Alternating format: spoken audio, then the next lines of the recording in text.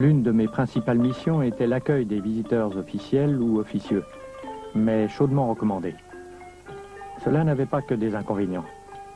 Quand on m'annonçait la visite de Sa Majesté Sisovat en compagnie d'illustres hôtes tels le maréchal Joffre en 1921, les pistes étaient aménagées. J'en arrivais à souhaiter que de hautes personnalités viennent plus souvent pour que les routes soient enfin praticables. Les marshals se passionnent pour toutes les manifestations de l'arc mer, royale ou populaire. Sappho écrit un livre sur la danse. Marie et Henri ont pour ami le peintre Georges Grolier, premier Français né au Cambodge. J'avais de l'admiration pour Grolier qui parcourait le pays en tous sens.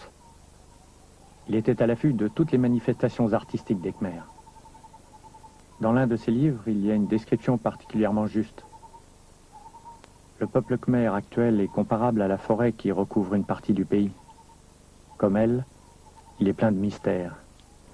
Dans ses gestes, ses coutumes, on découvre parfois, comme au cœur des forêts profondes, un vestige vivant encore mêlé aux coutumes modernes. Tout le pays garde le sommeil profond, définitif, d'un passé dont il ne profite pas et dont il ne peut s'affranchir.